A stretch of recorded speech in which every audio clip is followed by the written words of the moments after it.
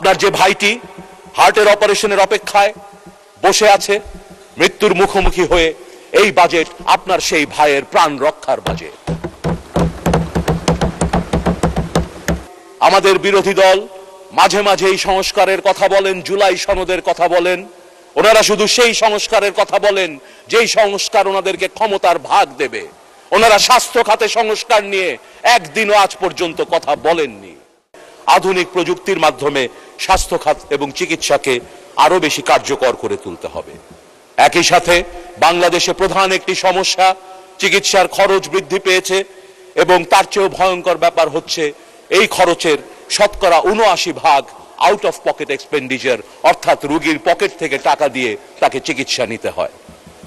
এই একই সংখ্যাটি থাইল্যান্ডে মাত্র শতকরা 10% এবং মালদ্বীপসে মাত্র 18% আমাদের দেশের মানুষকে 80% পকেট থেকে টাকা দিয়ে চিকিৎসা নিতে হয়। তাই এই বাজেটকে দেখতে হবে এমন একটি বাজেট যে বাজেটে অপরিকল্পিতভাবে এখানে সেখানে বিল্ডিং আর হাসপাতাল তৈরি করার কোনো পরিকল্পনা নেই।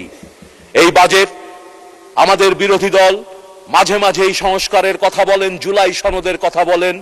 ওনারা শুধু সেই সংস্কারের কথা বলেন যেই সংস্কার ওনাদেরকে ক্ষমতার ভাগ দেবে। ওনারা স্বাস্থ্য খাতে সংস্কার নিয়ে একদিনও আজ পর্যন্ত কথা বলেননি। একটি স্বাস্থ্য সংস্কার কমিশন হয়েছিল, তারা অনেক কিছু চিন্তা ভাবনা করে অনেক কিছু লিখে দিয়েছে।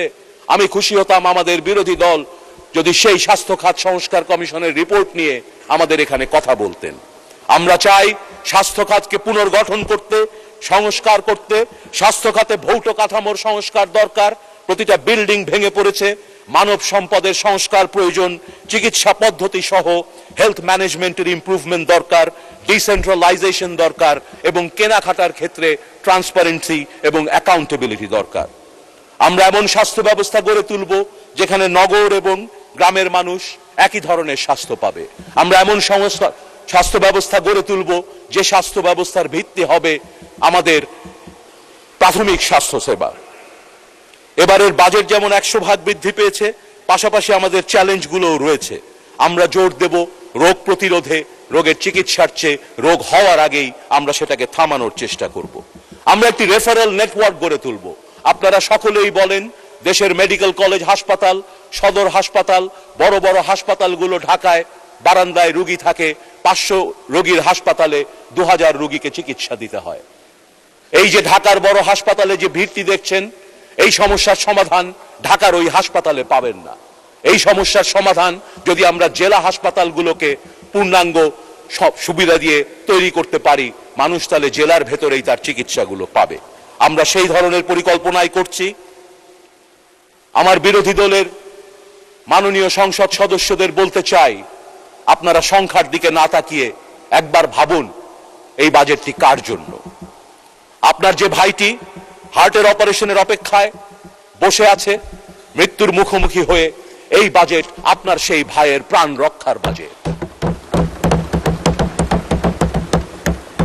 মাননীয় স্পিকার, আমাদের মা, খালা, চাচারা, বৃদ্ধ মানুষেরা 5 লক্ষের অধিক ছানি রোগের কারণে অন্ধত্ব বরণ করে বসে আছেন। এই বাজেট তাদেরকে সশ্রয়ে ছানি অপারেশন করে পুনরায় দৃষ্টি ফিরে পাওয়ার বাজেট। আমাদের যে আত্মীয়রা জমি জমা বিক্রি করতে হয় ক্যান্সারের চিকিৎসার জন্য, ঢাকায় এসে বারান্দায় ঘুমাতে হয়, এই বাজেটে আমরা ক্যান্সার চিকিৎসার ব্যবস্থার উপর জোর দিয়েছি। আমাদের সেই ভাই বোনদের জীবন এবং জমি